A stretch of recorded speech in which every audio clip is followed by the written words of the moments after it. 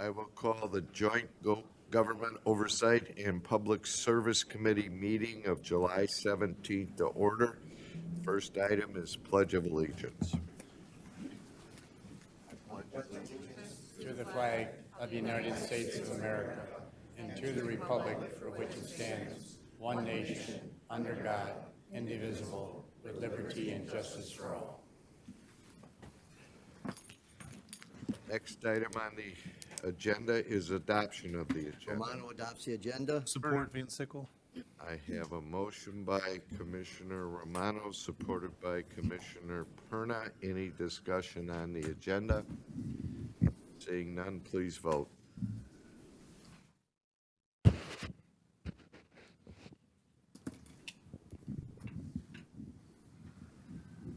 Motion passes 11-0.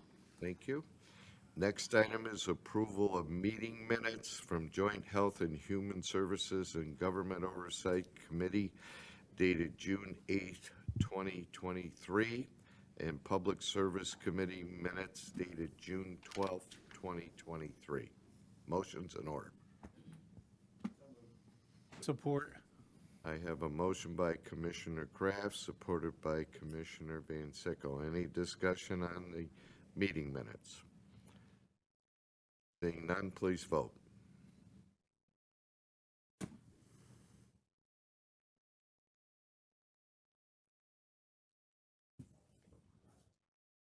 Motion passes 11-0. Thank you. Next item is our first of two public hearings. This is the opportunity for those to wish to speak for a maximum of 3 minutes on any item that's on today's agenda. There will be a second opportunity for public participation for those to wish to speak on any issue at the end of the meeting. Anyone from the public wish to be heard?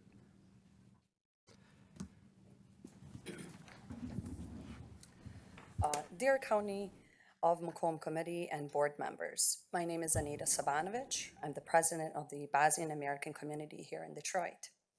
I'm also a member of the international expert team of the Institute for Research of Genocide Canada for State of Michigan. Our American Islamic and Cultural Center is located in Sterling Heights, and our American Cultural Center, Gazi Husrev Beg, is located in the city of Clinton Township. I would like to mention that approximately 20,000 Bosnians are living in Metro Detroit, predominantly in Macomb County. Thus, on behalf of the entire Bosnian community, I would like to thank you for including resolution on the 28th anniversary of genocide in the United Nations protected area of Srebrenica to be discussed at your board meeting. To understand the significance of why we are gathered here today, I would like to provide you with the background information about our birth country, Bosnia and Herzegovina. Bosnia is recognized as being a melting pot of cultural and ethnicities in which all of the religions lived side by side for centuries.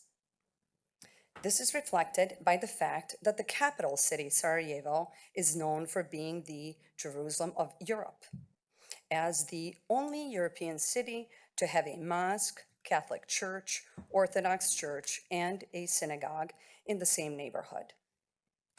In spite of that, following the breakup of Yugoslavia in 1991, everything changed. The European community and the United States recognized Bosnians' independence on April 7th of 1992. 2 days later, the Serbian Democratic Party, whose members wanted to be the part of the Greater Serbia, launched an offensive with the bombardment of Bosnia's capital city, Sarajevo. This was the beginning of war that resulted in more than 100,000 people killed, over 2.2 million people displaced. In addition, rape was used as systematic violence targeted against women, and as a result of it, it is estimated that 50,000 women were raped during the war.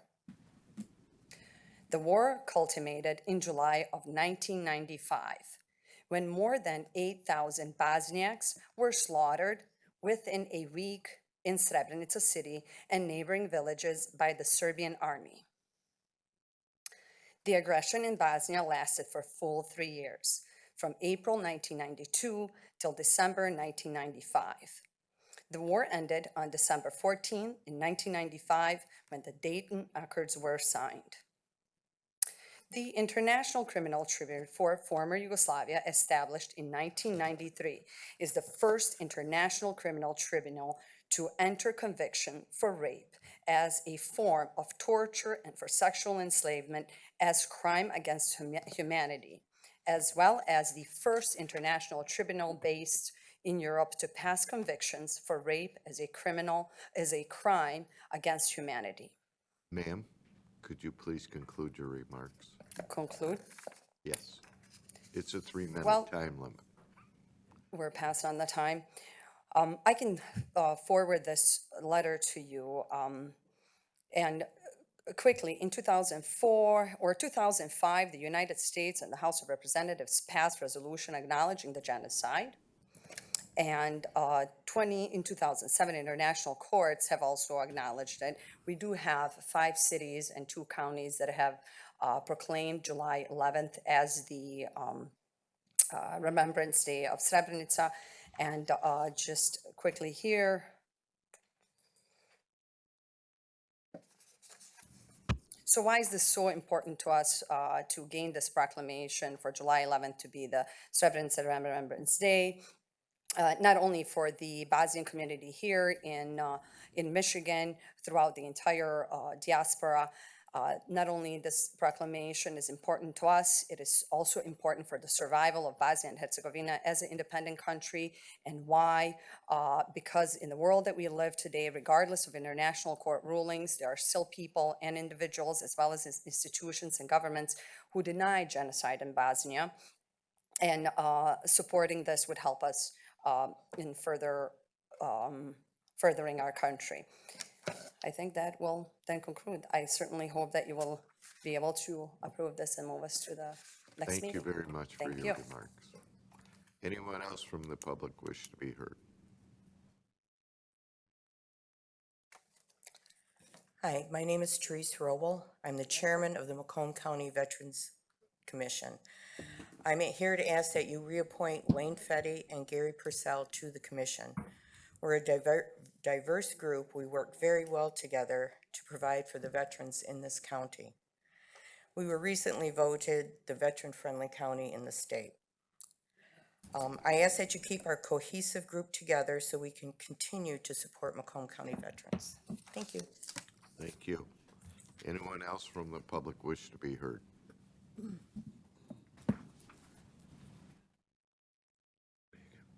My name's Mike Salyers, Vice Chair from the Veteran Service. My address is 14206 La Cavera, Sterling Heights, Michigan, 48313. And I concur with what Therese just told you. We have a very cohesive unit right now, and we'd like to keep it that way. Thank you. Thank you. Thanks for all you do, Mike. Anyone else from the public wish to be heard? Seeing none, we will move on with the agenda. First item is appointments, Veteran Affairs Commission. It's 2 vacancies, 4-year terms, August 1st, 2023 through July 31st, 2027. I believe we have numerous candidates here, so I will call them individually. We will start with David Archer. He's from District 4. David. This will be a recommendation to the full board. Thank you for your time. I've had an opportunity to look over all the applications for this appointment, and I'm very impressed with the people you're going to have to talk to include myself, obviously. My experience is 20 years, 16 days, 9 hours in the Air Force. I'm retired from the Air Force. I spent numerous years working for Clinton Township as a DVOW, disabled veteran outreach worker, helping the veterans in Macomb County, and I'm nervous as all get out, okay?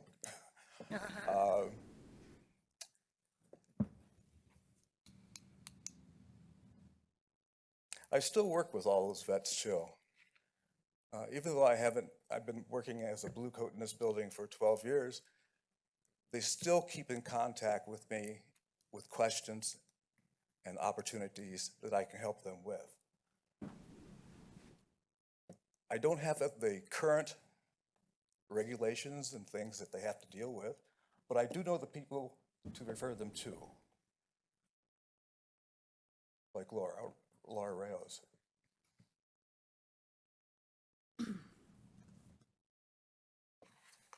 I've been a recruiter. I've been an account exec. I've recruited for Ford, GM, Kelly, Roster, and the Air Force. In other words, most of my life has been dealing with people, and it will continue that way for the rest of my life. Unless you have questions for me, I'm just happy to be in the consideration. Thank you, and thank you for your application. I should have announced we're going to try to keep the remarks down to 3 minutes. Next is, I'm going to butcher this, Zachary Boguslawski. Was I close? Close enough. Thanks. Close enough. Good afternoon, everybody. If there's any questions, I'll take those first before I start my remarks to stay another time. Thank you. As a post 9/11 veteran who has spent the last 19 years as part of the Naval Service, I believe that my application stands out above others simply for that fact that I noticeably and sometimes unnoticeably am a bit younger and bring a contemporary vice and verse to this organization. As the previous gentleman mentioned, I have an extensive network through multiple nationally recognized charities that specifically file and help the rank and file and veterans get those services that they so desperately need. Within Macomb County, we are one of the most diverse counties in terms of race and demographic. However, our veteran population is exceedingly declining, specifically in the Vietnam veteran and previous eras. That said, the positive side of that is the post 9/11 era is growing in Macomb County, and the voices need to be heard from our generation as well. So I appreciate your time today in allowing me to speak to this council, and I look forward to your decision. Thank you very much. And thank you for applying. Next is Frederick Rick Brown.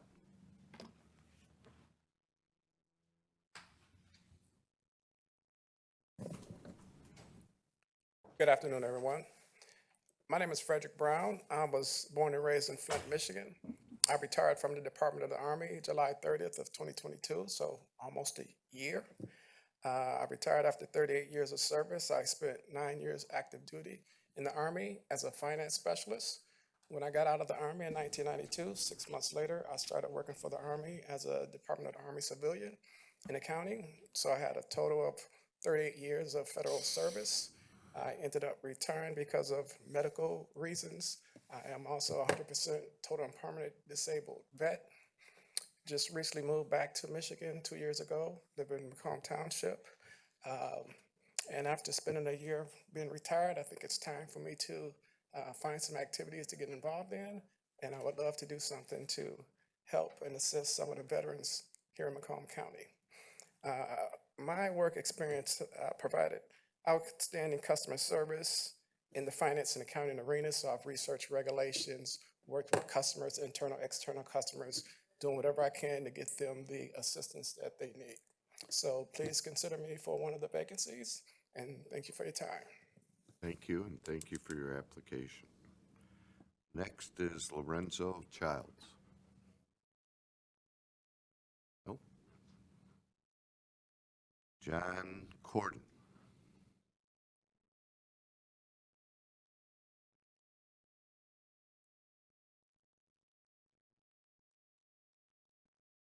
Good afternoon, ladies and gentlemen. Thank you for letting me apply for this position.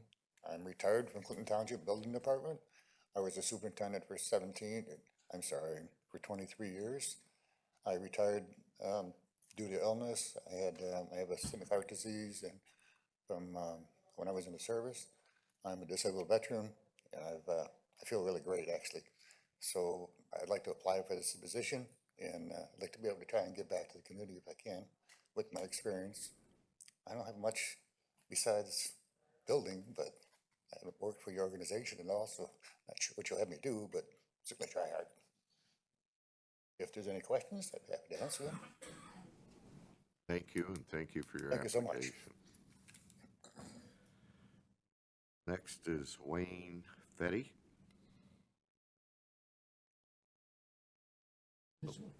Unable to attend. Next is Link Howard III. Good afternoon, everyone. I appreciate this opportunity to speak. My name is Link Howard. I am a Vietnam veteran, service disabled. I spent 4 years on active duty, Air Police.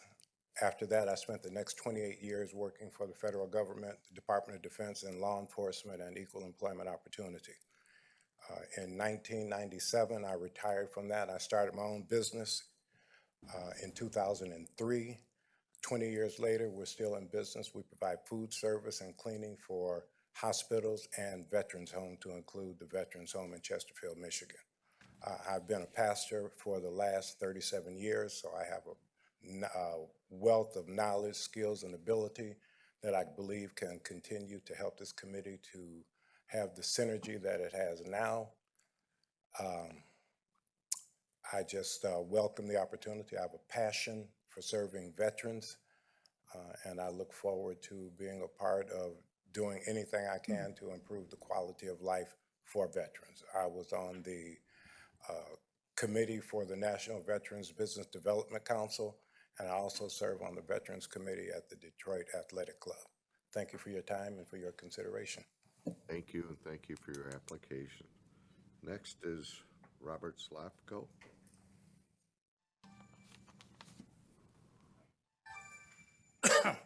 My name is Robert Slavko. I'm a combat wounded Vietnam veteran. I got married when I was 19, and a week later I got drafted and ended up in Vietnam.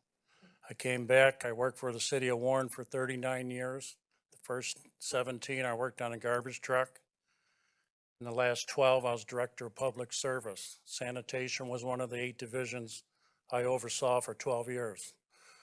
After that, I retired in 2008, and they wanted me, I was junior vice of the VFW in Centerline. They wanted me to run for commander, and I says, no, I want to be a charter commissioner.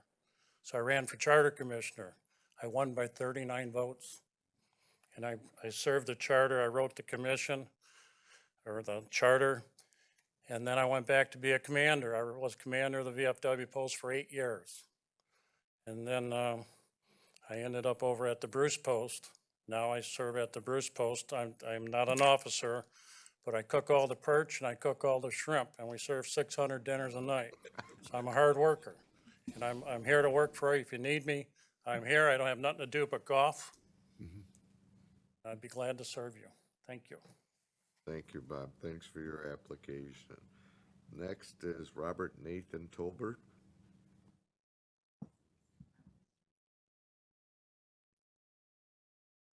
Good evening. I'm Rodney Nathan Tolbert, Sr. I'm the senior pastor of Liberty Missionary Baptist Church. I also am a lifetime member for the VFW. I'm retired Navy. I'm a Gulf War vet. I'm also a disabled vet. I have my own business called Strategy for Effective Living, LLC. I take care of all of the veterans, feed them, clothe them, travel them back and forth to the VA. I'm also a service coordinator for Elizabeth Dole Manor here in Clinton Township. I take care of the veterans that live there, our senior veterans. I sit on many boards here in Macomb County, and I just want to continue to serve. As a veteran, I care all about our veterans, just like every veteran that said here. We all care about veterans. And you have a vast choice to choose from. It is best to choose the most wise one. And I'm just saying this, no matter who you choose a good vet. I thank you for your consideration. Thank you. Next is Shaun Westaway. Nope. Next is Robert White.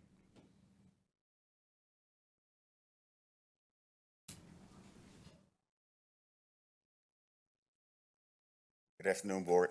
It's Raymond White, Jr. Oh, you're right. Thank you. I apologize. I'm a lifelong member, resident of Mount Clemens. I didn't move here, I was born here. I've served with our military 34 and a half years, including getting out of retirement after 9/11. I have a passion for helping people. I've been on the board of Freestar Financial for 33 and a half years. The last 10, I've been the chairman. We're still veteran-centric. We have a veterans program that nobody else has in the state of Michigan. We look out after veterans because I am one. I am 100% disabled. I bring unique qualifications to the table of this. In the military, the last 3 stripes are for the people. I made the last 3. I enforce and work for the people. If you appoint me to this position, I will still see about the people, because that's what it's about. We're trying to help each other. And as before people have stated, veterans understand veterans. And if you've never been one, sometimes you just don't get it. But those of us that have served both civilian and military at the same time, it's a unique opportunity. I leave you with the thought. I went into service in 1968, and I have participated in every shooting war the United States government has participated in from 1968 to 2002. Thank you. Thank you, and thank you for your application. Is there any nominees that have arrived late that haven't spoken? I skipped his name. I skipped his name. Okay, well, Gary Purcell. Gary, your turn.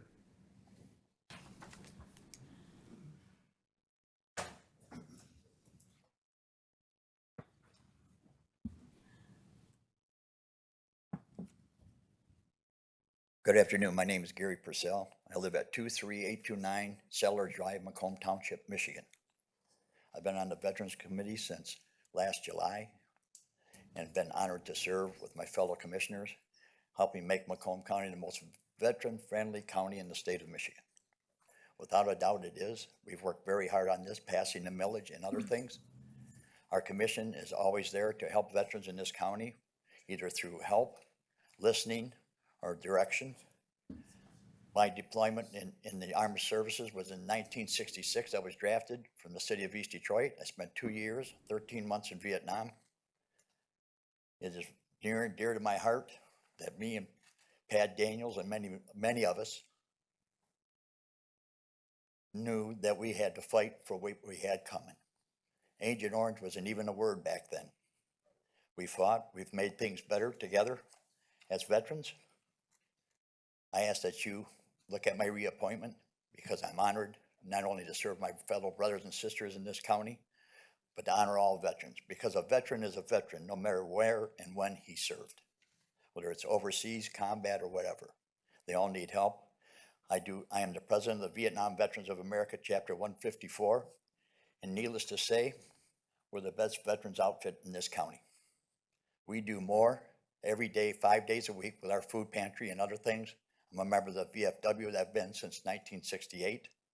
I ask your consideration to reappoint me to the Veterans Commission so I can continue the hard work that crew does over there, and they work very hard. Thank you. I'll take any questions if you'd like. Seeing none, thank you, Gary. Thank you for your opportunity. Is there anybody else on the list that has not had an opportunity to speak? If not, the process will be, we will refer the list to full board, which I believe is Thursday, where we will be doing the voting at that time. So I need a motion to recommend a full board. Support Zinner. I have a motion by Commissioner Wallace, supported by Commissioner Zinni. Any questions? Please vote. Chair, are we gonna have discussion? Pardon me? Are we gonna have discussion, or are we just? On the nominees, we were gonna do that at full board. Okay, But that's if you'd fine. like to do it now, we can do that. I just want to thank all the veterans while they're here for their service, and also for your willingness to step up and serve again as veterans. And so thank you all for applying. Thank you, Chair. Thank you. Commissioner Zinner. Or, I'm sorry, Van Sickle. I know we look alike, right? Yeah, I knew that. She's better looking. Ooh.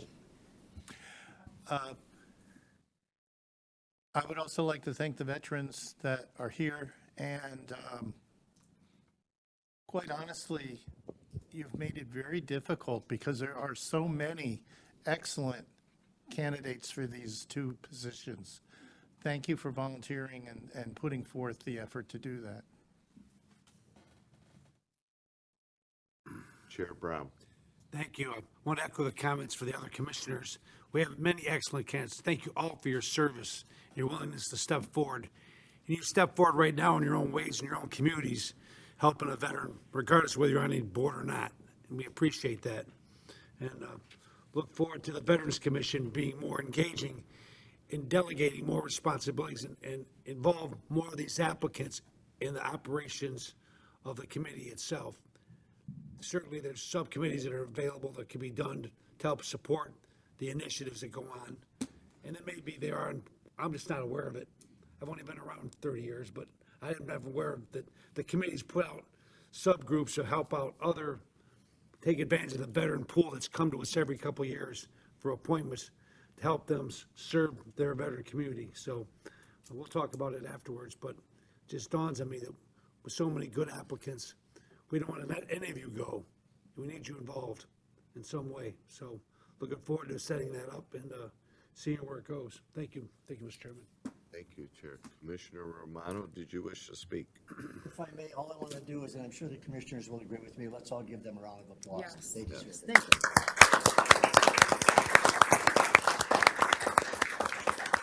Thank you, Commissioner. Thank you, Joe. And again, I would like to repeat all of the comments made by all the commissioners. One of our prestige organizations is this organization. So thank you to all applicants, and thank you for all the ones that are looking for reappointment. Seeing no other speakers, please vote.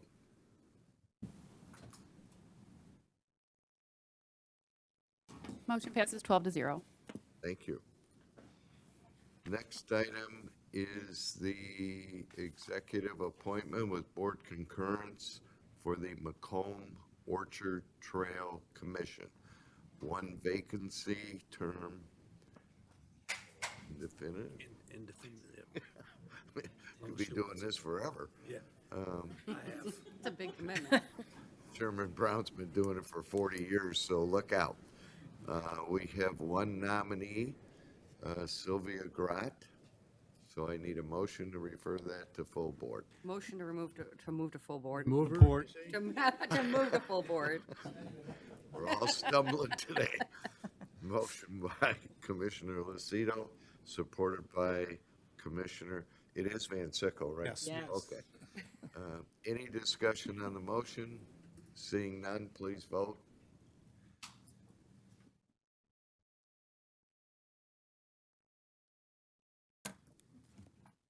Motion passes 12-0. Thank you. Next item is amendment of Articles of Incorporation of the Macomb County Art Institute Authority. I need a motion to refer that to full board. Motion by Romano, refer to full board. I have a motion by Commissioner Kraft, supported by Commissioner Romano. Seeing no speakers, please vote.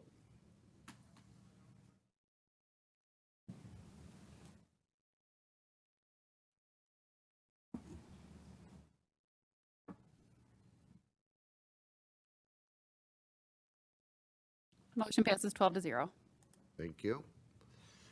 Next item is budget amendment, Corp Counsel position transfer, $61,600.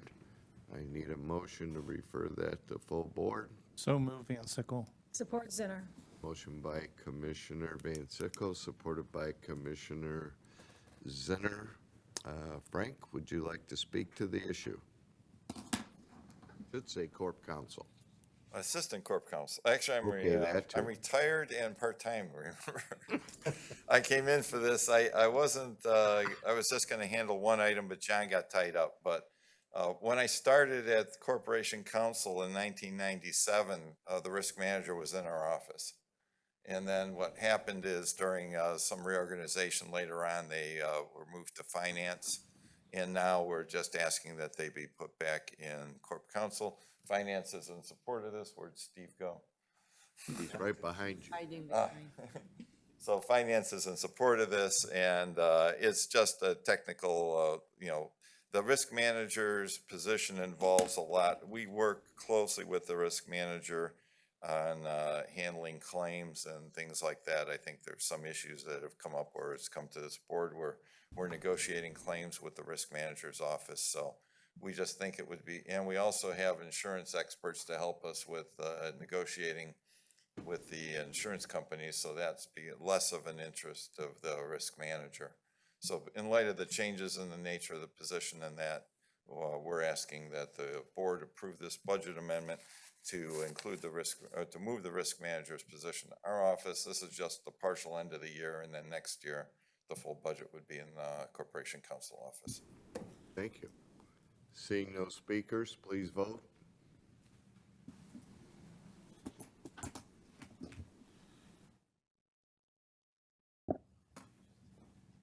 Motion passes 12-0. Thank you. Next item on the agenda is request for outside counsel prosecutor's office, USDC, case number 2-23CV11545, Deneweth versus Lucido and Macomb County. I need a motion to refer that to full board. Motion by Romano to full board. Support Zinner. I have a motion by Commissioner Romano, supported by Commissioner Zinner. Commissioner Zong. Thank you, Chair. Is there someone from the prosecutor's office or corporate counsel to speak on this? Corp Counsel can. In light of the fact that there's pending litigation, any discussion of the lawsuit should be done in closed session probably. This is not in regards to the lawsuit, but my concern is why is there still a conflict of interest between the prosecutor's office and corporate counsel? I believe this is a separate case. I'm not so sure this is based on a conflict of interest. And I have represented the county, and Mr. Ferrand has represented an official before in lawsuits. Mr. Ferrand has been an outside counsel for Macomb County for years. We don't use outside counsel as much anymore, so it's a little unusual to see a request like this. But when I was in Corporation Counsel, it wasn't unusual for Mr. Ferrand and I to be working on the same defense. I would be representing some people and he'd be representing another person. So I have the utmost confidence in Mr. Ferrand. I've worked with him defending the county and officials hand in hand before, and that's all that we're asking for here. I don't doubt any of Mr. Fran's abilities, but I think it is very unusual that we are still having to approve funding for outside representation for a case that I believe our corporate counsel can adequately represent the prosecutor's office. So that's my opinion. Thank you, Chair. Thank you. Chair Brown. I had this memo reviewed, this request reviewed by our independent counsel, and he concurs in the recommendation of appointing a legal counsel for the prosecutor per the recommendation before us. So, for Yeah, I what believe that's that's a worth. confidential memo too, so that's the Yes. other reason why. Yes. Thank you. Commissioner Perna.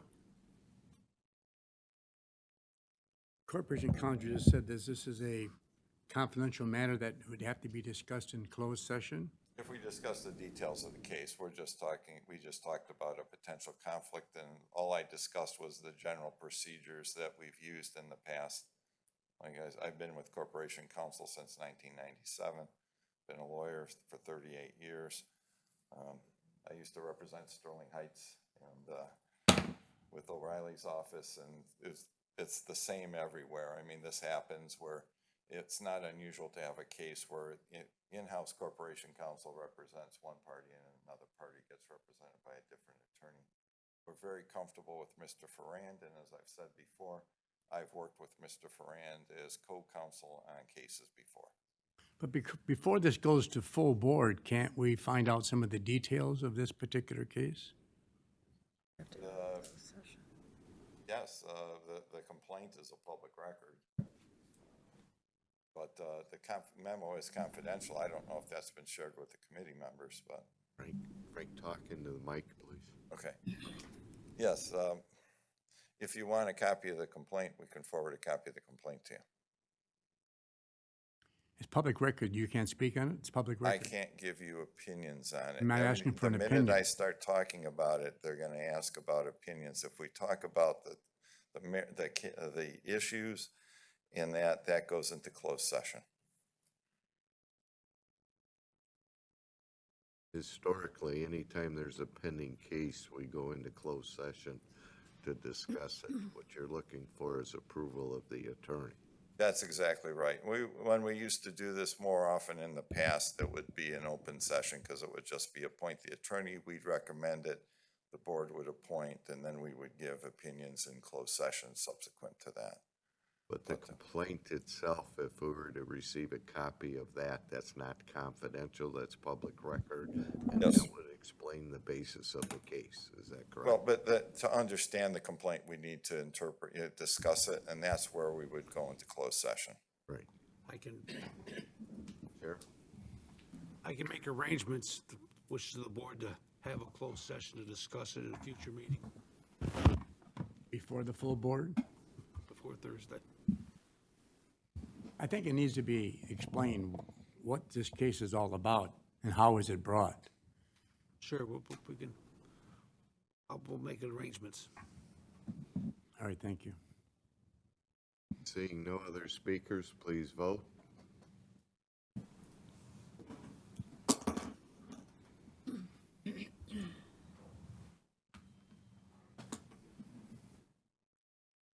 Motion passes 11-1. Commissioner Song voting no. Thank you. Next item is proclamations. We have numerous proclamations, A, B, C, D, and E.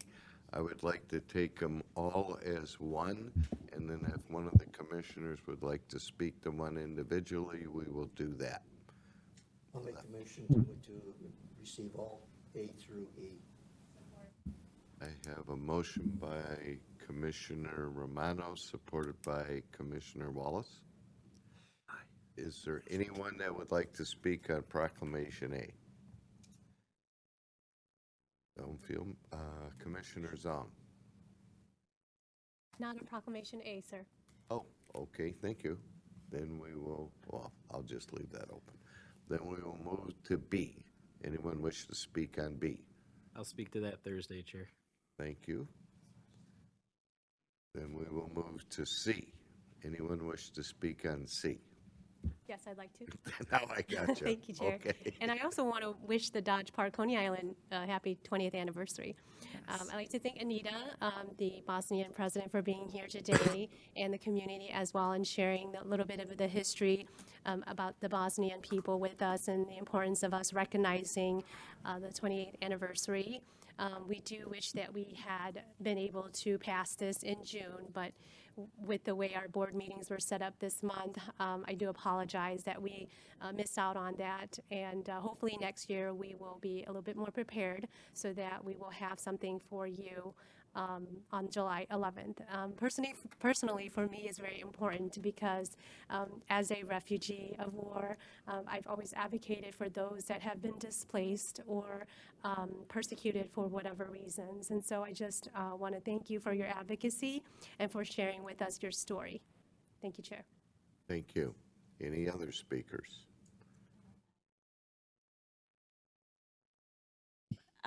Okay, I think Commissioner Song said everything great, but I do want to just thank Anita again for communicating with us, reaching out to us, explaining everything that she was hoping for. And like Commissioner Song said, hopefully next year we can have this passed in June, so you will be able to present it to your community in July for the anniversary. But thank you for taking time out and coming and just speaking on behalf of your community. We really appreciate it.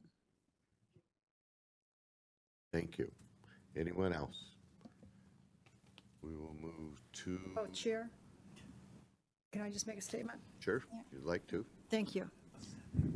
The names, just so everybody knows, under the details, the names aren't popping up because we're taking them as a whole. So commissioners, Oh, no, no. Are we speaking on this item now, or should I wait for comments? oh, you can speak on it now. Thank you. I just want to say that for anyone to not recognize genocide is reprehensible. And we need good government everywhere.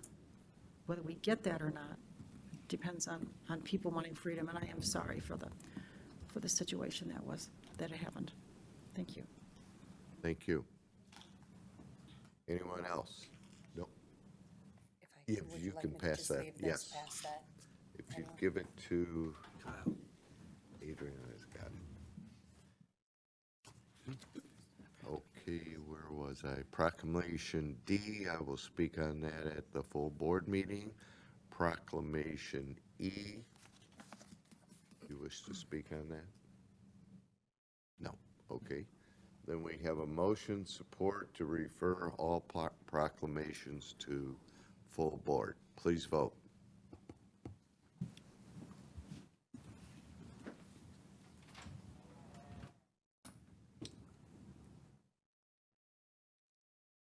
Motion passes 12-0.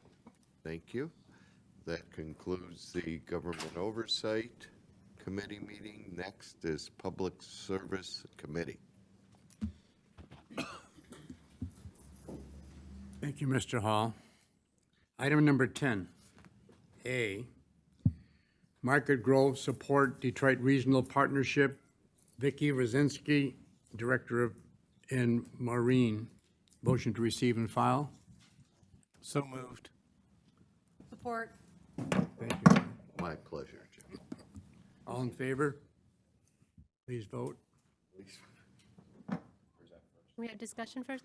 Go ahead. Yes. Hi. Good afternoon, Commissioners. Vicki Rowinsky.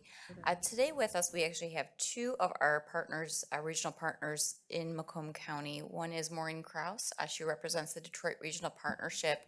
She did provide a presentation to kind of give you a snapshot of what their organization is doing around the region and the benefit here to Macomb County.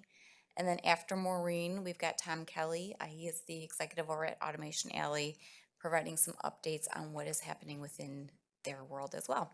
So with that, if I could have Maureen up here to present.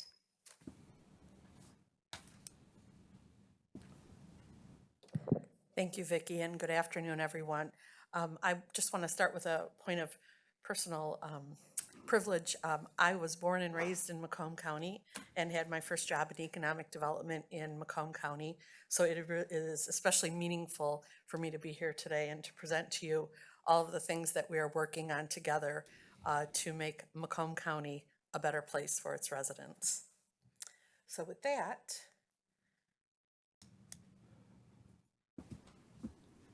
okay. Left or right? Okay. Thank you. So let me give you, I know I have 10 minutes and I'm going to be very careful to that so I don't take any of Tom's time away after me. Let me tell you a little bit about the Detroit Regional Partnership. Macomb County has been involved in regional economic development to expand the work that your team does for many, many years, including many years ago when I worked here. 4 years ago, the Detroit Regional Partnership was created to really deliver best-of-class services to this entire region. It includes the city of Detroit and the 11 counties around it, 5.5 million people, and 348 cities, villages, and townships. So we're over half the state's population. We work together to leverage the investment that everyone makes in the private, philanthropic, and very importantly, of course, the public sector investment.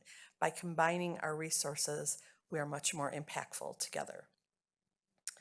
We have three main areas that we work on, and that is to market, grow, and support the region. So our team works by taking very data-driven information and marketing the assets and the resources of this region around the world. Last year, after a couple of years of not doing work the way we normally did, we went out to our customer and traveled 140,000 miles to go and see companies who are interested in coming here to invest and to hire local residents. When we were formed, we put together a 10-year strategy of metrics.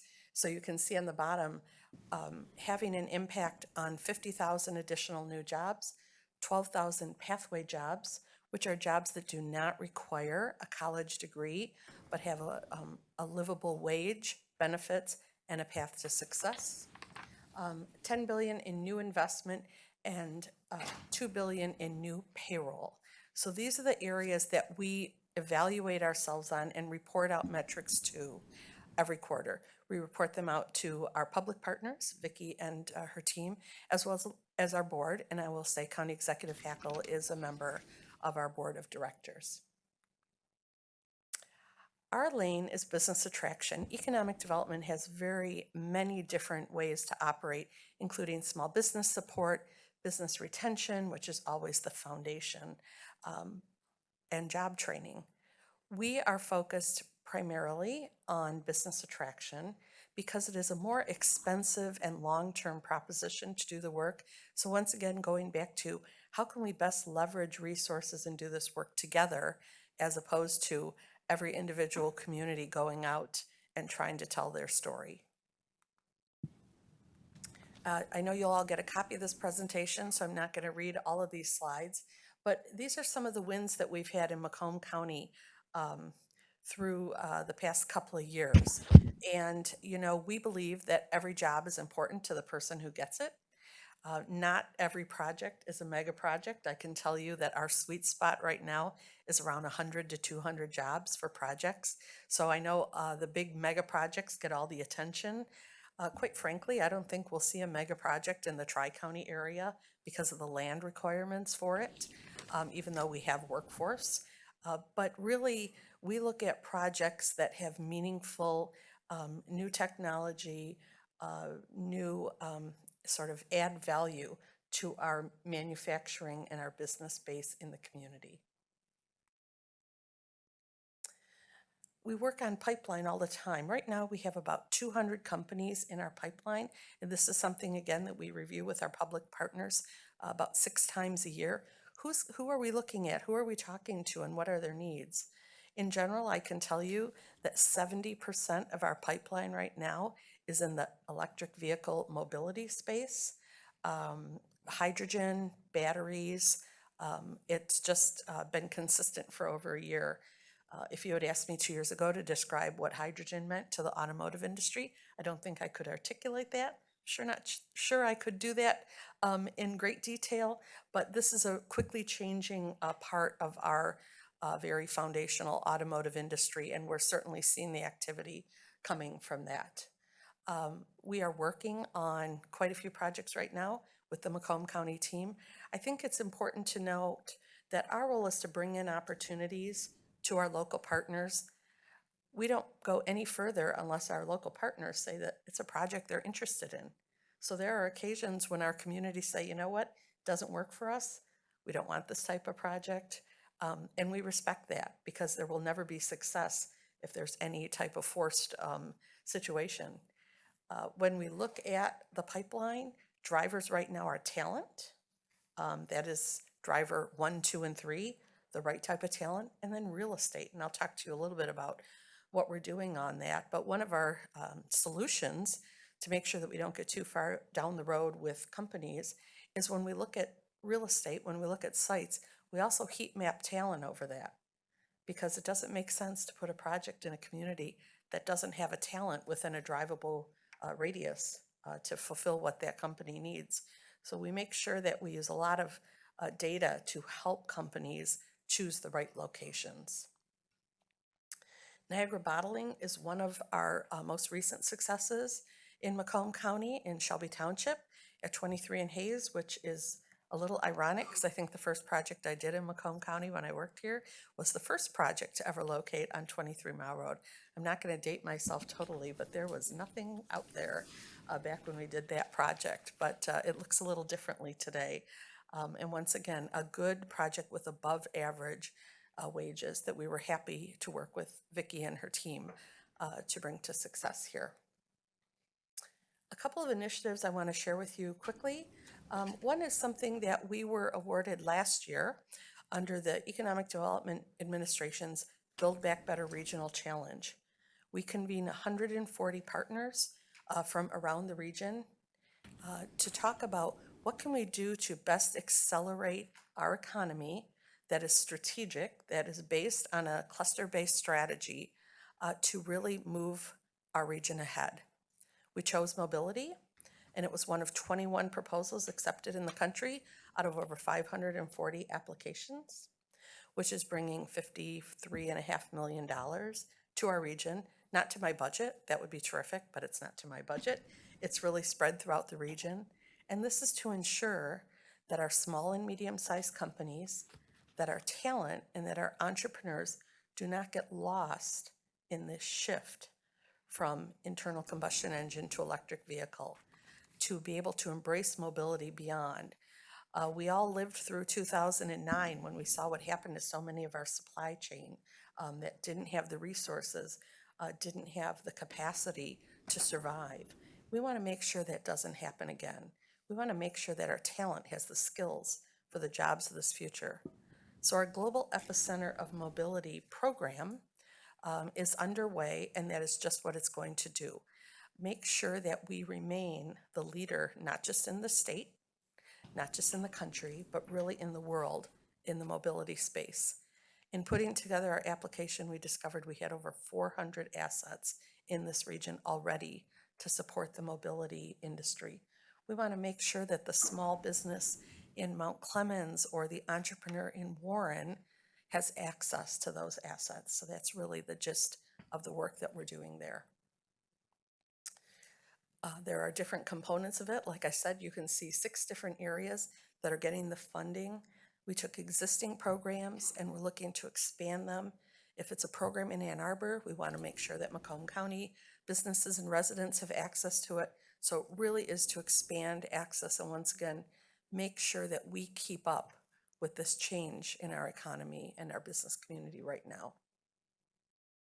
Another program that we have worked on, our VIP by DRP program, Verified Industrial Properties by the Detroit Regional Chamber. We have committed funding to look at real estate throughout our 11-county region and do privately driven engineering firms doing really desktop analysis so that when a customer comes and is looking for 10 acres or 20 acres or 100 acres, we can tell them that here's a piece of property that baseline analysis has the needs, has the right zoning, has the infrastructure. So we don't go down a path with a company that takes a lot of time and in many cases a lot of work from a community that in the end isn't going to work. We are just in the process of receiving some additional funds from the state because our program is 2 years old.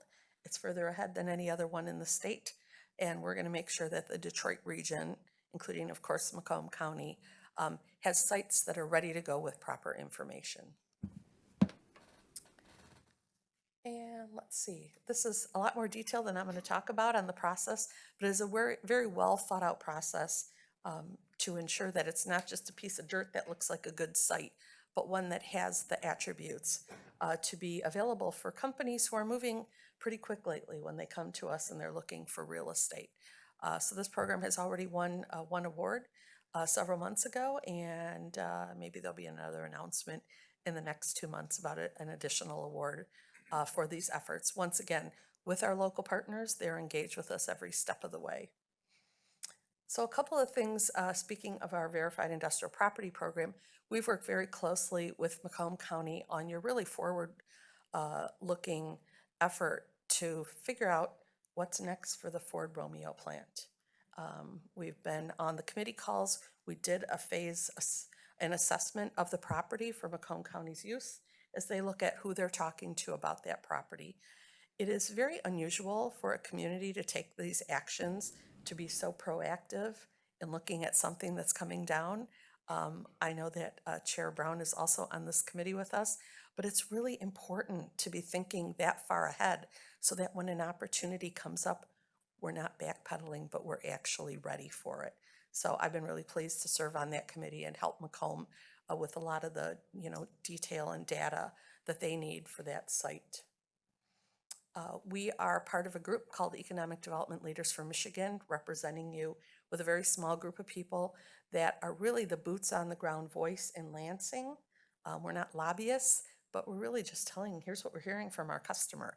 Here's what we're hearing from our businesses when we talk to the legislature, and that's been very impactful. In addition, we sponsor events that Macomb County participates in, whether it's going to a trade show or visiting site consultants in Chicago or Atlanta, or last fall when we hosted the International Asset Management Council, over 400 of their members who make corporate real estate decisions for the largest corporations held their annual meeting here. We coordinated that, and Macomb County was with us throughout that to interact and talk one-on-one to people who are making those important decisions. So with that, my contact information is there, and it'll be also on your information. Would welcome any questions, but I do want to commend, of course, it just makes my heart feel good to be back home and to be working with your team, but they really are a terrific team to work with and very responsive. And, it's like having, 11 children. I can't pick a favorite, but Macomb has always been very special and very excellent for us to work with and be a partner with. So that's what I have. Thank you for your time. Commissioner Hall. Thank you, Chairman. We do support the Detroit Regional Partnership through money allocations in our Yes. budget. Is that correct? Correct. Well, it looks like it was dollars well spent, so thank you, and Vicki, for all that you do. Thank you. We appreciate that, and I do want to say, I don't have the ratio off the top of my head, but there's significant private and philanthropic investment also. So your dollar that you're investing is really leveraged in a large multiplier with the other funds that come in. So we wouldn't want to do this without you. So we appreciate your investment and your time. That's always good to know as well. Thank you. Thank you, Chair. Commissioner Kraft. Thank you, Mr. Chair. Hi, Maureen. Hello. Kind of a follow-up to Commissioner Hawes' question in terms of, what we pay on a yearly basis into this partnership. I understood through the budget process last year that it's kind of like a membership cost. Is that true? And if so, how is that determined? Is each county paying a different amount based on population? Can you go into that a little bit? Yes, so we treat public sector differently from our private sector. So I can share, first of all, the private sector pays in 4 different investment levels. The highest is $250,000 a year. So when you think about that, there are, look at my board, those are contributors in a very large way for the public good. The second level is $100,000 a year, the same thing. These are corporations and foundations who want to contribute to the public good. Different lower level investors of $10,000 and $25,000 are almost transactional partners. So they are law firms, banks, accounting firms who get involved in economic development projects. And that is the level, once again, we look nationwide to see where we should stand and what our best practices. That's what we determine. Our public sector partners contribute on a per population basis. So it is different. And Macomb has always, been supportive, pays on time. We love investors like that. Thank you. But it is really a multiplier of your investment. So you're investing in a much bigger effort to bring to market grow and support Macomb County. Thank you, Maureen. Thank you for the presentation. Thank you, Mr. Chair. Commissioner Van Sickle. Thank you, Chair. Good afternoon. I'm all for economic development. I'm also all for protecting our farmland. Do you attempt to recycle currently unused parcels of land first? Absolutely. So the first thing is existing buildings. What can we do with a building? Even a repurposing of an old mall, or for instance. I will say, Previously, we had looked at the old Art Van building because it's on rail and it's a pretty big building on a piece of property. And we tried to reimagine what could that be when it was on the market. So that's the first thing. Second thing we look at are those pieces of property. We're actually one of the hosts of this year's annual Brownfield Conference that's coming to this area to say, what can we do with property that is not being used properly? Agricultural land is, I don't want to say the last choice because sometimes strategically it makes sense, but I think what's most important to say about that is we are never going to show or talk about a piece of property unless the owner and the community are all in. So it's easy to look at a map and say, oh, look at all this property we have here. Let's show this one. We talk to the owners first. We talk to the communities basically at the same time, because we want to make sure if the community and the owner want to keep it in agriculture use or for future use, it doesn't make any sense for us to show it to any company. It's a really important question and a really important principle of the work that we do. It must be challenging to keep your inventory of available properties current. How is that done, or briefly? I have 3 full-time people right now who are working on real estate. And that's where our local partners become so important to us. We'll call Vicki and say, do you know of an extra 20 acres in this land? Not extra, but are you aware of a site or a building? Sometimes we hear about buildings that aren't on the market, but they're going to be on the market in 6 months. It is our local partners that are essential to that, because even with 3 full-time people working on real estate, we need that local, close to the community voice to let us know where there is property or where we should stay away from. We're very respectful of what a community wants. Even though we have 348, we have to listen to each one of them to say what they want. Thank you. Thank you, Chair. No other speak, Commissioner Brown? Thank you, Maureen, for coming out and presenting it. The Detroit Regional Partnership is not about Detroit, it's about the region, thus the regional in the name. They're a huge false force multiplier to our relatively small economic development department that aids us in doing the work we need to be done.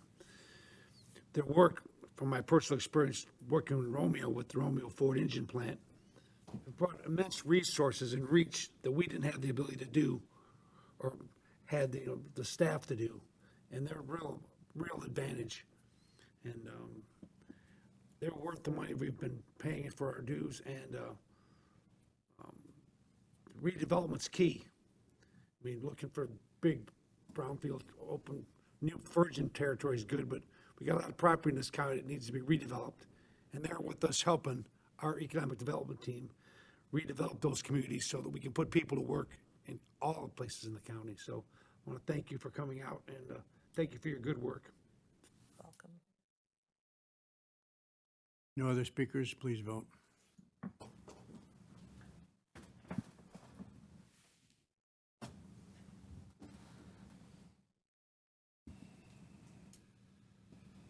Motion passes 12-0. Thank you. Thank you. Item B, supporting advanced manufacturing through collaboration and innovation.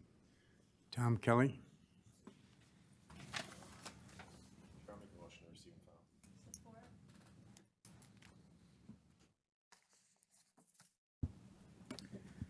Thank you, Chairman Brown and Commissioners, and thank you, Vicki.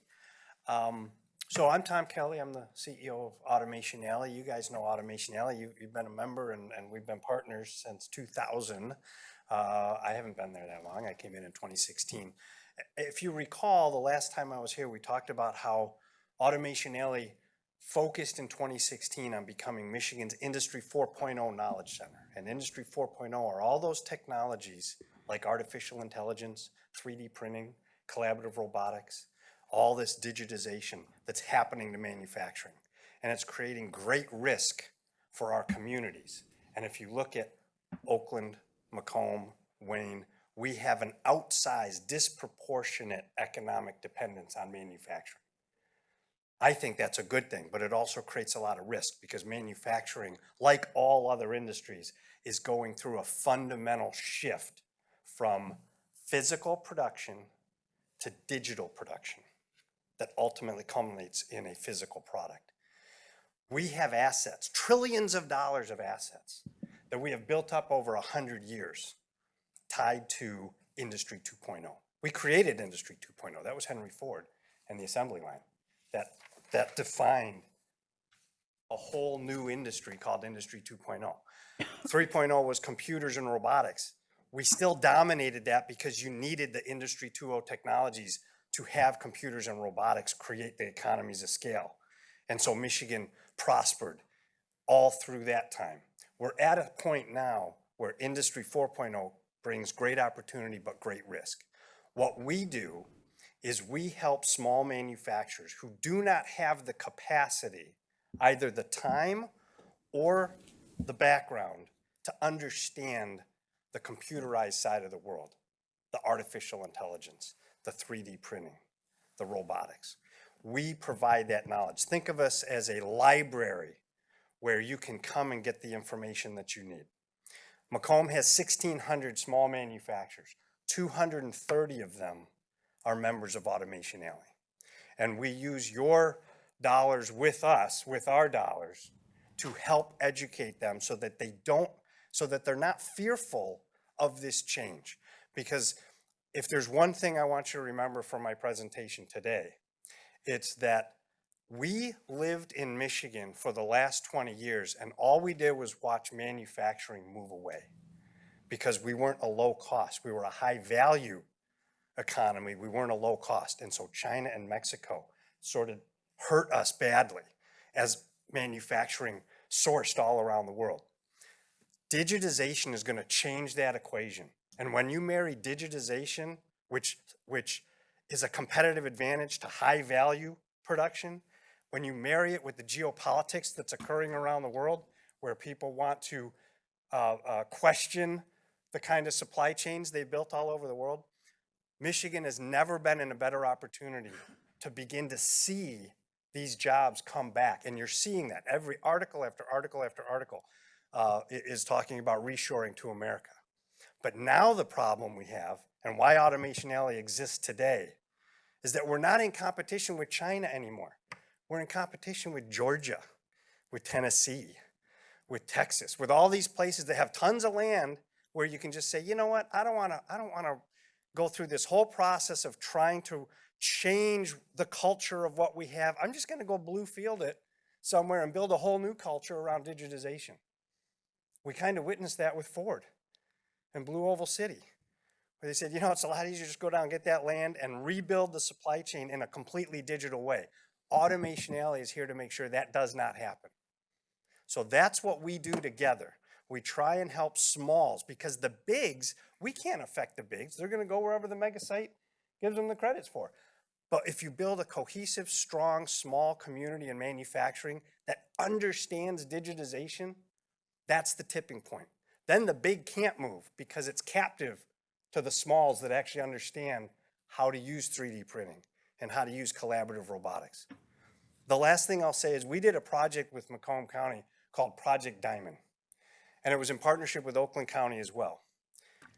We took 300 small manufacturers and we bought them 3D printers, production capable, carbon fiber 3D printers, printers that can actually make products. And we distributed them all through both counties. 50 printers came into Macomb County through your partnership. We used CARES funding to do that. And we gave them the printers and we taught them how to use them. And we stitched them together onto a network. And now in phase 2, we're taking that network and we're building an e-commerce platform on it. So if a GM or a Ford or a Stellantis wanted 10,000 parts, a small can't deliver that kind of production. But 300 smalls can, because they can all make 30 parts each. And you can fulfill that production order. And then it just becomes a logistics problem. So that's what we believe is the next phase of manufacturing. You're going to see manufacturing become software-based. We're not quite good at that yet, so we have to teach our manufacturers how to think software first.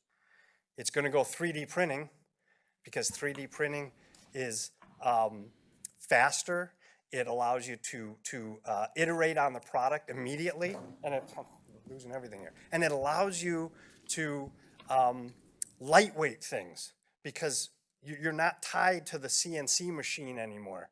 You can actually make any geometric configuration you want. And the last thing that's going to happen is manufacturing is going to become distributed.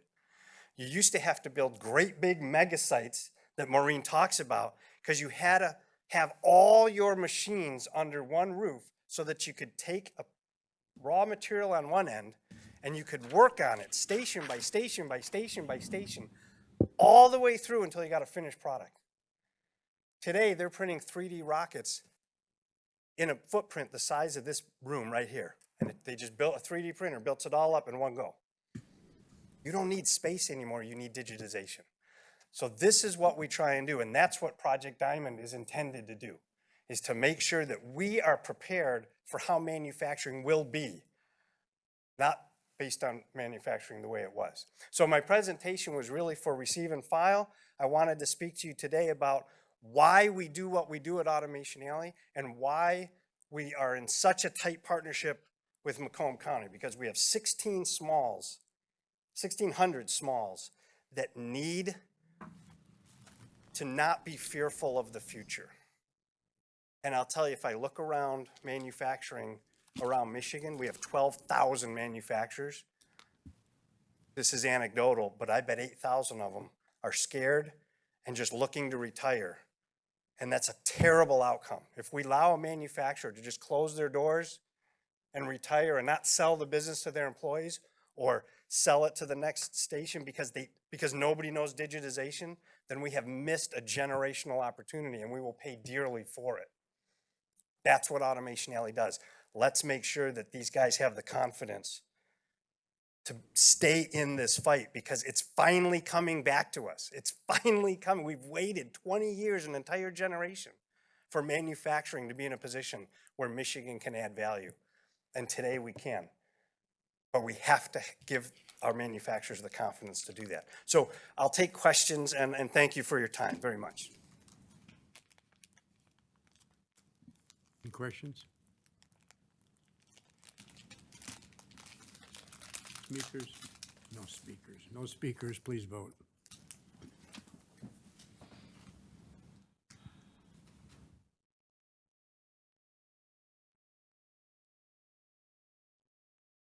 Motion passes 12-0.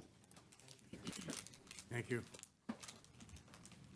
Item 11A, cost-sharing agreement, the Department of Army Stormwater Asset Management Plan. We'll combine A and B together. Motion to combine A and B. Support, Zinner. board. Okay. Brian? Thank you, Mr. Chair. Members of the board, we have a great opportunity today. We have 2 grants and 2 cost-sharing agreements. First is the Stormwater Asset Management Plan. We presented on this plan with our budget to the board last fall. We have a an asset management plan for our wastewater assets, and we're in the process of developing one now for our stormwater assets as well. And we can piggyback off that existing system to save money. We approached the Army Corps for funding and to assist, and the good news is the Army Corps has agreed to provide roughly $300,000 a year towards this 3-year project.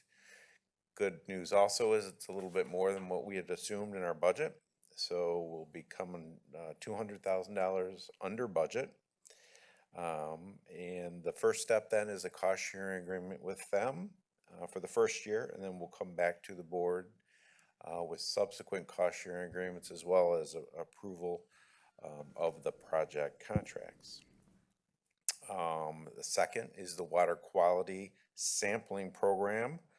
As you know, the county is required to test stormwater for E. coli as part of our state permit. We asked the Army Corps if they would partner with us on this, and they have agreed to provide $271,000 for our sampling and testing, and that also includes new technology. They can now test E. coli and determine whether it's from human or animal DNA sources, so that's an improvement. This will allow us, as well as the health department, to find locations of stormwater, test them, collect, and then partner with the communities to eliminate the source in order to improve water quality. So this is a 4-year program. The first year is an 18-month cost-sharing agreement. All the county budget includes funding for this. Most are in-kind services, our staffs and the health department staffs. And we will come back to the board then for phase 2 and phase 3 of the cost-sharing agreements when they're ready. Thank you, Mr. Chair.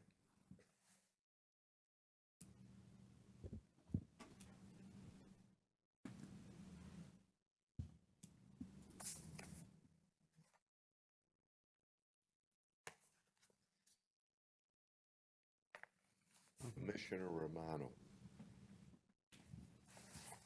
Mr. Romano.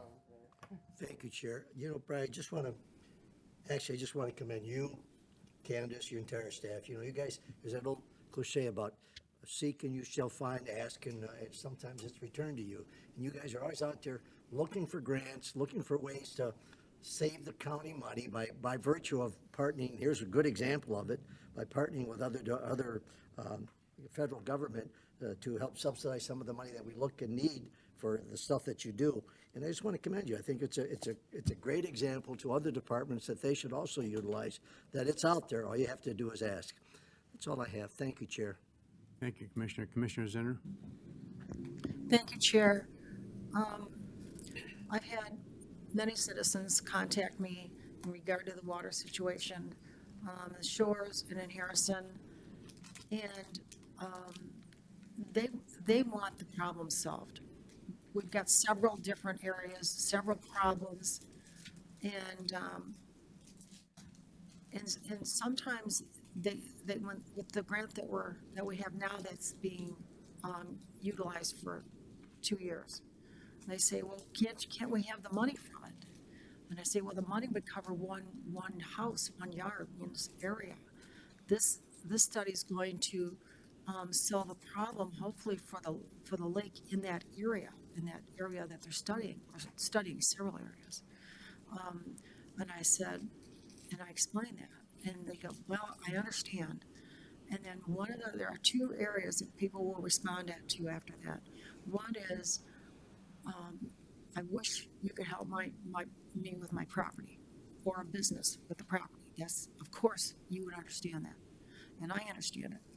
And the other one is, I hope you're giving it. I hope, and I say, I hope you're giving it to Oakland. And I say, well, I'm not really the one to give it to Oakland. Candace is the one who gives it to Oakland.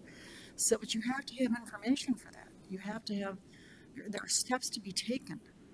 And when we get the ability from the federal government that gives us more studies that can work with this, and I'm not really a study person. I like the things done now. I'm not a patient person, really. But Candace is, and Brian is, and Jeff is, and others are, because you have to be patient to get the job done properly. And if we can get help from the federal government, that is the key to get, because it's a major problem. And so I'm glad that citizens, they have the 2 ways of seeing it, and they really want the problem solved. And I'm glad that we're able to get that help and keep going with it until we can get the job done. Thank you very much. Thank you, Chair. Thank you.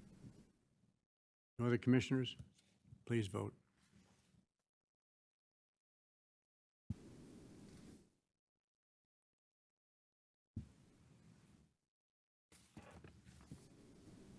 Motion passes 12-0.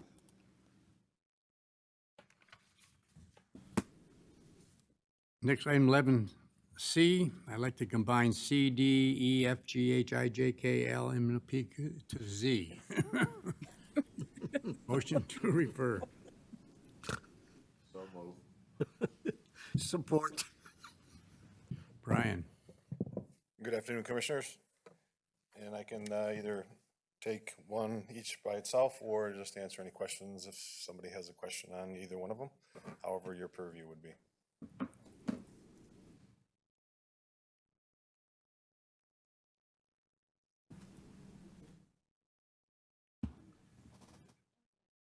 individually. Alrighty. So item 11C is a contract with Midwest Power Systems Incorporated. It's for our 2023 Stormwater Systems Replacement Project. This has been a process over the last 6 years to upgrade our pumps that we work in coordination with Harrison Township on. I believe we have approximately 27 pumps within Harrison Township. This will be the last of the upgrades of those, so all those will be upgraded after this project. We've tried to upgrade 3 to 4 a year. And once we get this completed, we do the maintenance internally for this project with our electrical division. After such time as we upgrade all the storm sewer pump stations, I'm sorry, not storm sewer, yeah, it is storm sewer. We will turn over the maintenance to Harrison Township. We will still participate with the cost share. They participate as well as we do with the upgrades and power to these locations. So this is seeking approval of the contract to finish that upgrade of the pump system in Harrison Township. Item D, well, actually, any questions on that one? Okay. Item D is a preliminary engineering agreement with Consolidated Rail Corp., Conrail. This is based on force account work, so we were granted $1.25 million from the federal government to do preliminary engineering for the corridor on Metropolitan Parkway between Mound and Van Dyke. So that is the overpass over the Conrail. Obviously, it's in dire need of upgrade replacement. So this is to compensate for Conrail's participation in the preliminary engineering that they need to do on their side to investigate whether it's the rail, whether it's the right-of-way easements, anything on their end that's generated from this preliminary engineering that they're charging for, basically. So we have to compensate for that entity. So this is a preliminary engineering agreement that we would sign to say that we would be compensating for that. Like I said, we did get $1.25 million in federal monies for the preliminary engineering for that work also. So any questions on that? Okay, item E is an MDOT contract for the work on reconstructing Kelly Road from 14 to 15 mile. Obviously, total cost is $4,314,500. That is pretty much an 80-20 split, so we would get federal funding, obviously, for the bulk of that.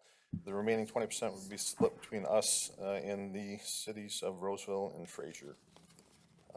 So seeking approval on that contract, MDOT contract. Any questions on that project? Chair, Commissioner? how is that an 80-20 split when most of them are usually 50-50? That is federally funded, so we get 80% federal funds, so the remaining 20% is split 50-50 between us and the cities in both cities. So the local share, we split 50-50, but the bulk of the project is 80% federal funding. So there's federal funding involved. Yes, correct. So the county cost is, that's what we split. So we split the $785,947. Oh, okay. And that's a 50-50. So there's two cities involved, so we have half, and then they split the other half, so it's a quarter. Okay, great. Thank you. Thank you, Chair. You're welcome, Commissioner. Item F, contract with PK Contracting to do our annual program, which is the 2023 Special Pavement Marking Project. So that is outside of the longitudinal lane lines, which we normally have in due per year. That's crosswalks, stop bars, arrows onlys, special markings throughout the county that we do annually to upgrade those throughout the county, various locations throughout the county. Any questions on that? Okay. Item G, which would be contract for engineering services. There was an RFQ that went out for engineering services. So our bridges need to be inspected themselves every other year, so biannually. But we need to do underground bridge inspection for certain ones, and that is required every 5 years. So we did go out for RFQ for qualifications-based firms. We have worked with Great Lakes Engineering in the past, so seeking approval for contract services in the amount of $52,000 for that service. Any questions? Item H, another MDOT contract, Washington Bridge replacement. That is a bridge that we are reconstructing on Washington in this, the township of Chesterfield. That is approximately a 50-50 split, so we received about 50% in federal funds for that project. Total cost is $4,366,000, and the county cost is $2,421,600. So that is seeking approval of that MDOT contract. Mr. Chair, I have a question. Commissioner? Thank you. Brian, there's no estimated finish date, end date for that one. Do you have any in mind? I'm very appreciative of what MDOT is doing in my community, but they are creating so many choke points. The work on the expressway, the work on the on-ramps and off-ramps, and this is just another one in that same general vicinity. So is there any sort of estimate of an end time for this one, end date? I can get you that information. As you know, Commissioner Kraft, we attempt and obviously have coordination meetings annually with MDOT and the locals. It isn't always a perfect ending as far as our projects, MDOT projects, or local projects. Trust me, I travel regularly on 94 and other roads that go north and south, which It's are loads pretty of fun backed this up, summer. and Yeah. it's So really I frustrating. just wondered if you had an estimate. If you can get that to me, that would be helpful. I can sure do that. Thank you, Brian. Thank you, Mr. Welcome, Chair. Commissioner. Mr. Chair, Commissioner? I heard a similar situation on the radio this morning with Macomb Township, where they've got 21, 22, 23, Hayes, Shaner, and I don't know what else down. And they were complaining on the radio, and the response was, you wanted her to fix the damn roads. Thank you, Chair. Thank you, Commissioner. That was in your defense too, Brian. I appreciate that. Thank you very much. We're trying. So item I would be a contract with Proline Asphalt Paving Corp. This is a section of Metropolitan Parkway between Ryan and Mound. It's a pavement rehabilitation. It's a mill and fill. We've done a couple projects this last year.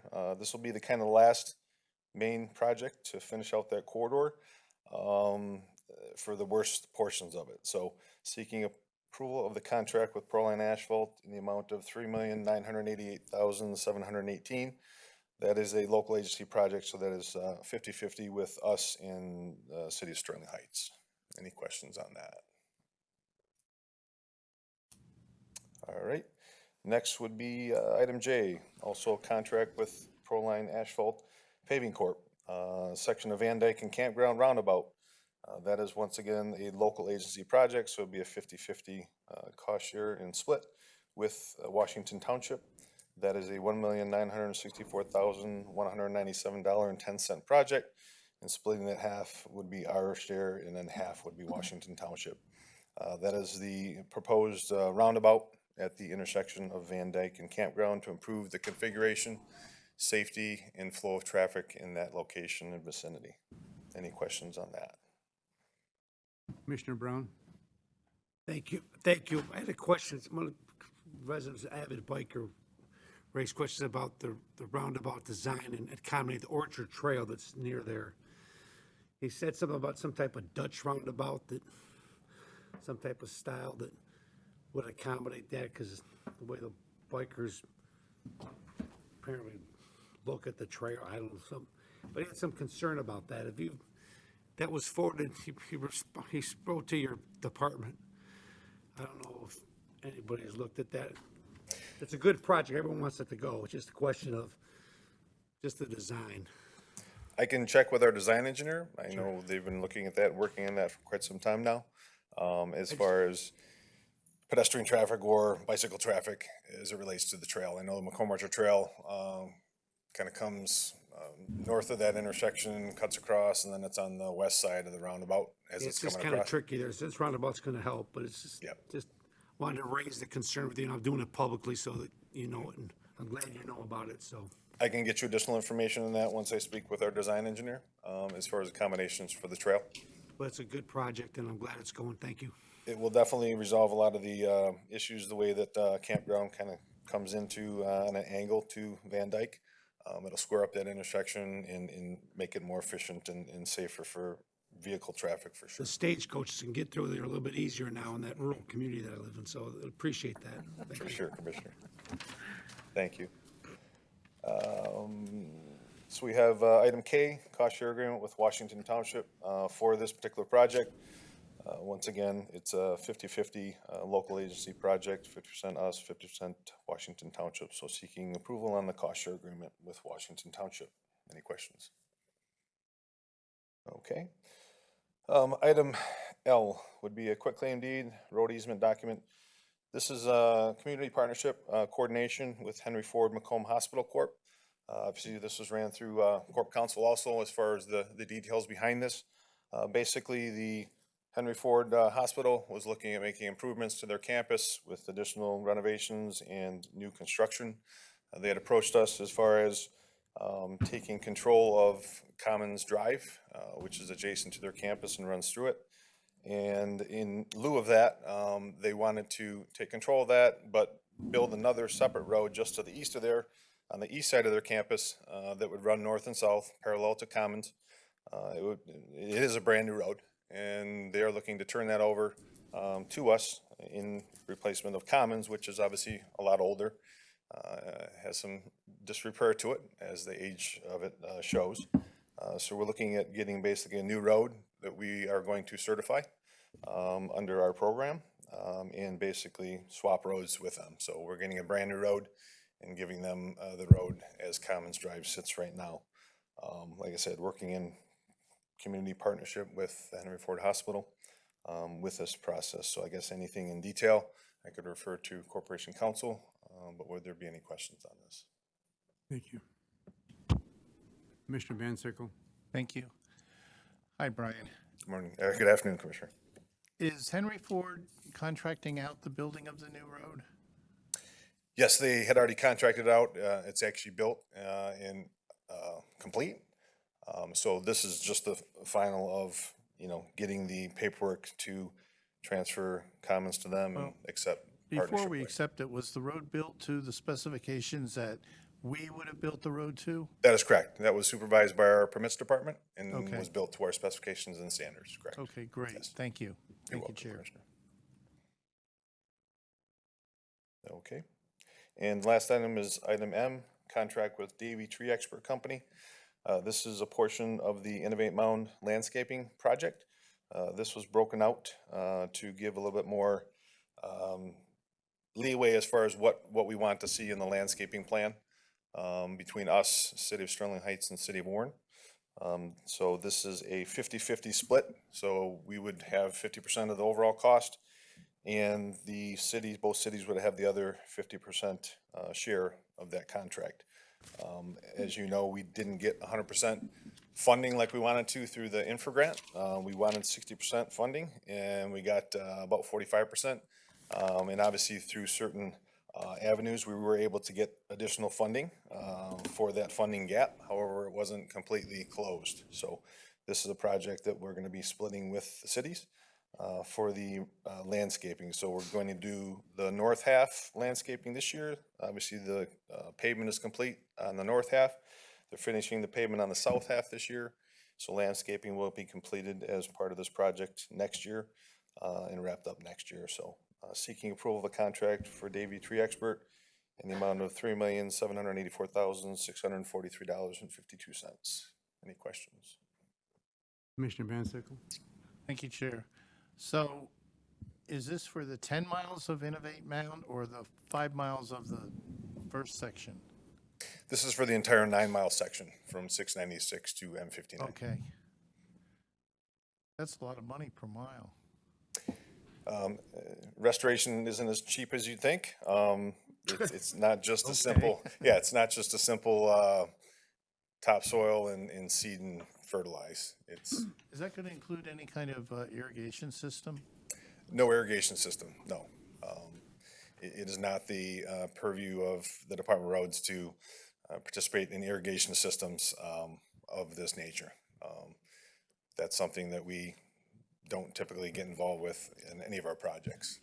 When we work, if somebody put irrigation system in the right of way, technically, well, they didn't pull a permit for it, so it's at their purview, I guess, and their risk. So when we come into a project, if we disturb that within our right of way, that's something that we do not compensate for. If we go outside the right of way, or the contractor goes outside the right of way, I should say, and we damage something, then it's the contractor's responsibility to repair, replace, and fix that. But no, there was not irrigation as part of this landscaping project for. I'm not advocating for that, just curious. Yep. Thank you. Thank you, Chair. Commissioner Zone? Thank you, Chair. Brian, who's currently doing the maintenance right now? Because I did get a constituent reach out to me and said south of 14 Mile, the grass was growing, and I know there's equipment and construction going on in that area. But are they still being maintained? And can you look into that? South of 14? Yes, on Mound, Okay, and you said what in was? the median. Okay. So the grass is growing very high. Okay, that might be weeds or something. That isn't a section that's restored yet. Obviously, they're working on that section as far as doing the pavement. Yeah, so I'm just wondering, like, if, because they're working on it, is it because they're working on it that they're not doing any grass cutting, or are they still doing that? And who is maintaining it? Is it the city? If there's a site issue, that would be something that if I can get the location of that, I can have that addressed. Okay. But typically, once a contractor starts a project, they're responsible for the project in total. But if there's a site issue with seeing as a result of weeds or grass, but no, that's an active construction site, so there's nothing maintained as far as landscaping per Okay, se. so because it's an active construction site, like the city is not going to go in and cut the grass or maintain the area? No, correct. And we shouldn't expect them to, right, for safety reasons and other things? Correct, yes, that's Okay, an I just active want to know, construction project, yeah. that way I can, relay that to the concerned constituent. And I also just want to add, so Brian and the Department of Roads did hold a South Mound stakeholder event that I attended. I just want to thank you for doing that, in terms of, looking for funding and other options that we can do to bring down that project into the south end of Mound, because I think it's really needed, and I just want to thank you guys for getting that conversation started. You're very welcome, Commissioner. Thank you. Commissioner Sabatini? Thank you, Chair. Brian, was this in the original budget for the Innovate Mound? This amount of money to do all this landscaping? Yes, it was. It was? Yes. And it was the discussion with ourselves and the cities and our owner's engineering rep, HNTB, to do a separate project with landscaping. There's a little more you have control of with a separate contract, a CMGC contract, with what you want to have in the project versus a design-build project. The main project was design-build, which is new to the department. First project we've done this way. You design it to 30% plans, send them over that plan set and the proposal, and then they design the rest of it, and they design, there's certain requirements that they need to meet, but they have the flexibility to select different items and quantities and materials, as long as they are pre-approved. Landscaping, they would basically give you the bare minimum of what the contract says and not necessarily what you particularly want. So it's more flexibility in what you actually want in landscaping versus a design-build project. So I'm looking at a $3.8 million landscaping tab here. What are they doing? That's a lot of trees. Well, once again, it's not just a simple topsoil and seed and mulch, which is a lot of things that we normally do. That whole stretch is a 9-mile section. It does have a median section, as well as the outside, the back of curb, so. So I understand that. So we rebuilt Hall Road not too long ago. I don't know how many miles that was from basically 94 to, geez, almost probably, I'd say close to Hayes, somewhere in that vicinity. That was an MDOT project, right? Yes. Did they spend this kind of money on landscaping?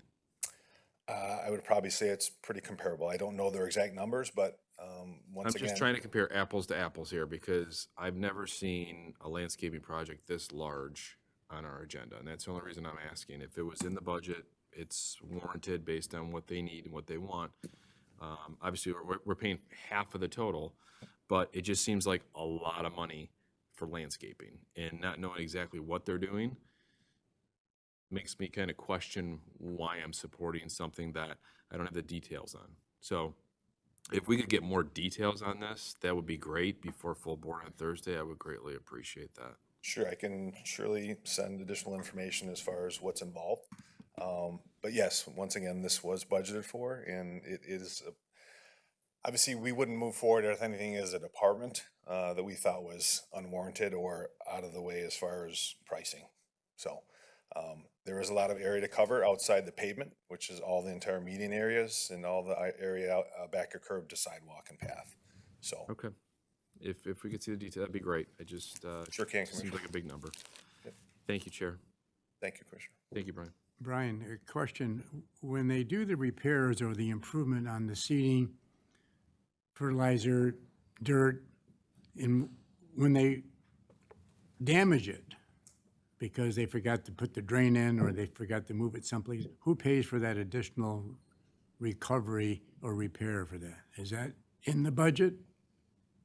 Anything that's in the existing right-of-way that they damage, you know, the landscape, if the landscape were to damage it, just as well as if the contractor was to damage it during construction, hit a casting, a storm manhole casting, or sanitary casting, or a water main casting, or stuff like that, that they shouldn't be, that is the responsibility of the contractors to fix.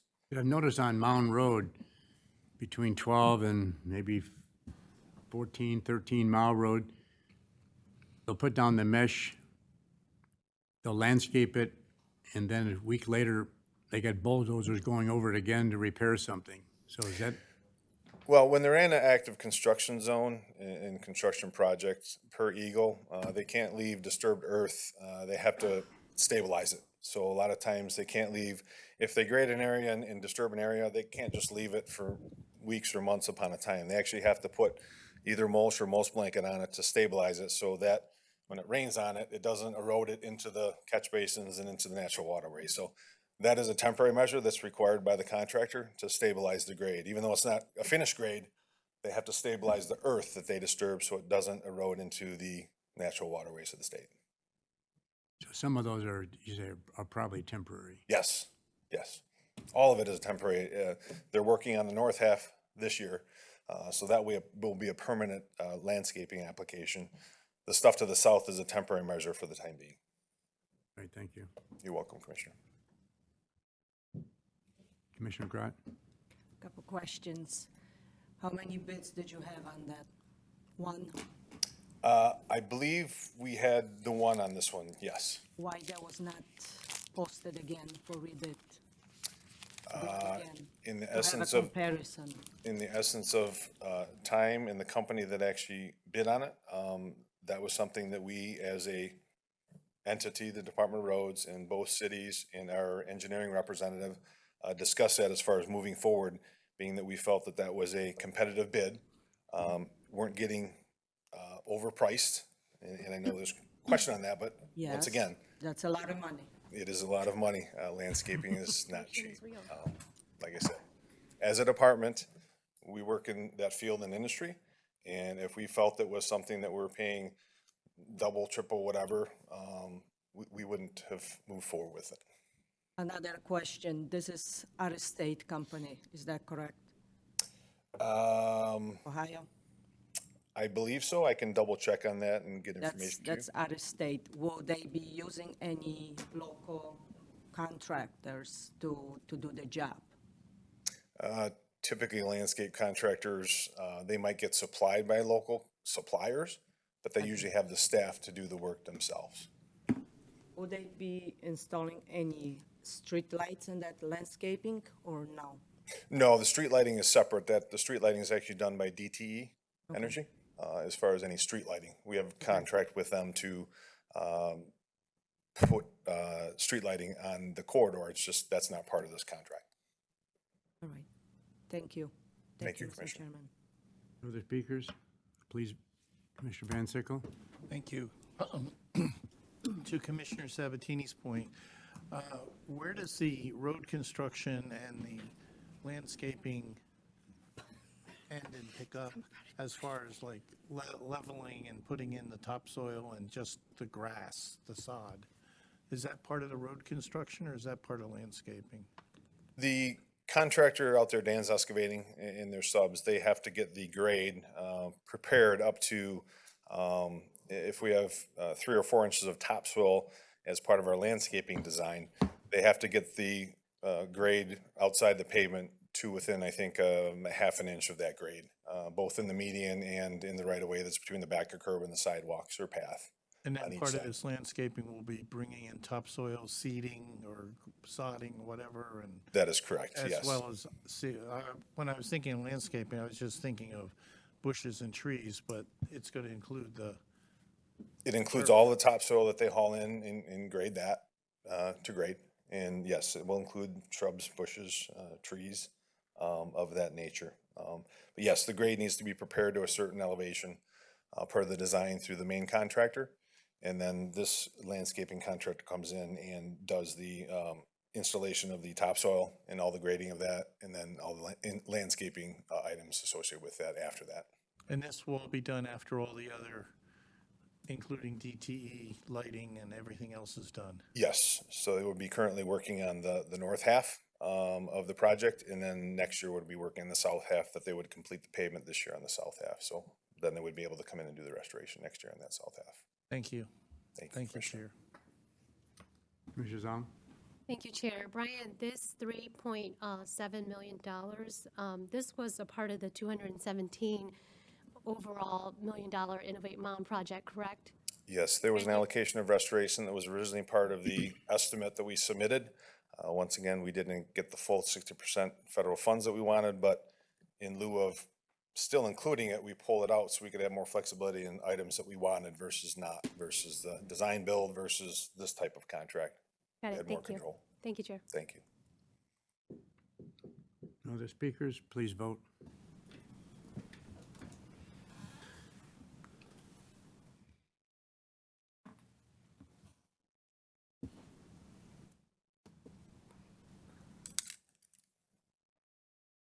Motion passes 12-0. Thank you, Commissioners. Thank you. Item number 12, correspondence. Let's combine items 12A and 12B. Motion to receive and file. Support. Any discussion? Please vote.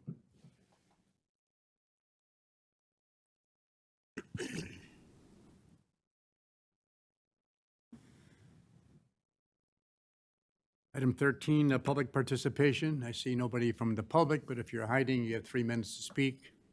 3 minutes to speak. Public participation is closed. Item 14, commissioners' comments. Mr. Chairman, Commissioner Brown? move that we suspend the rules to go into executive session to discuss pending litigation. I support that. Requires 2/3 vote to approve this. Then following this, there'll be another vote to add the item to the agenda. We have a motion? Motion support. Support. Please vote.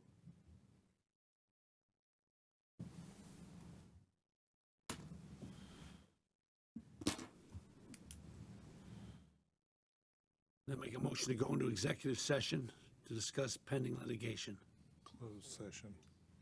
I don't have it in front of me. Deneweth versus Macomb County et al.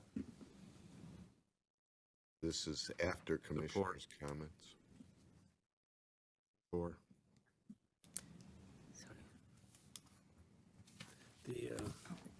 The exact verbiage is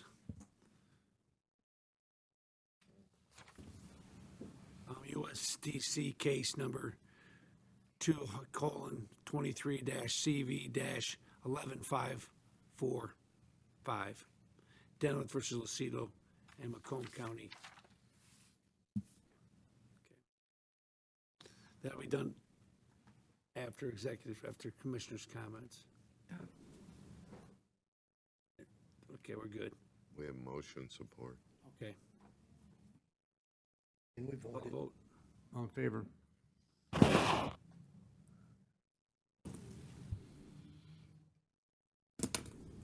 Okay. I think we have to go into executive session before Commissioner. Sergeant at Arms. Suspended the, Yeah. I think you have to go before.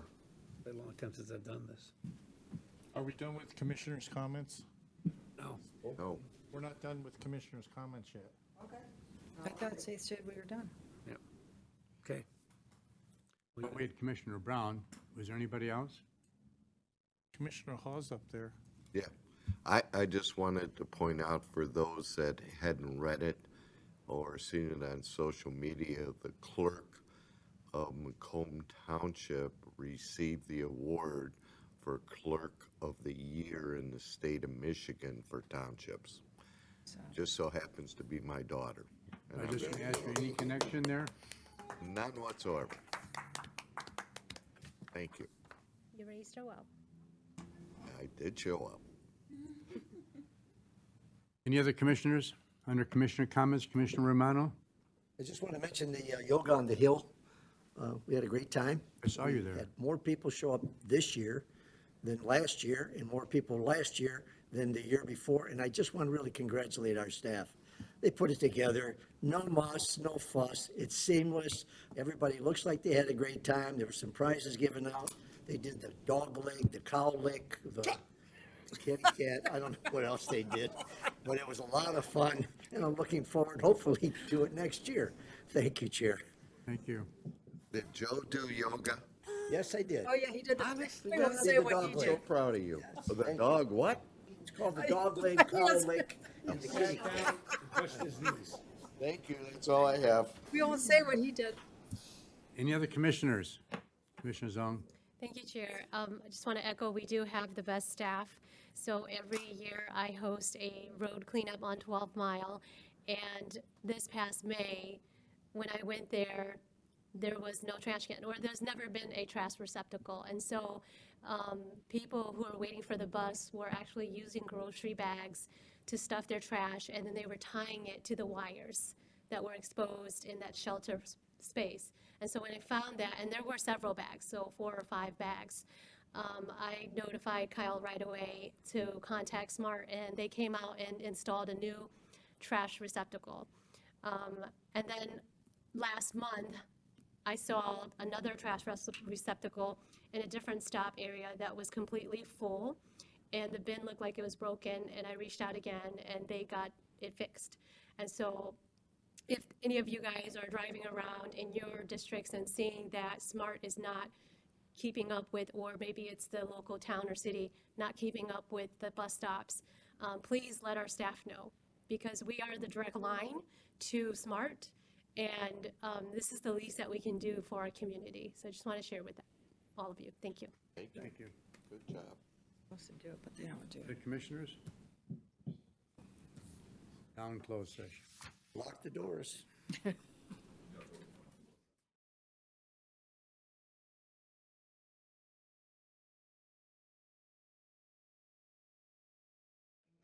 There's nothing to report. There's no action item.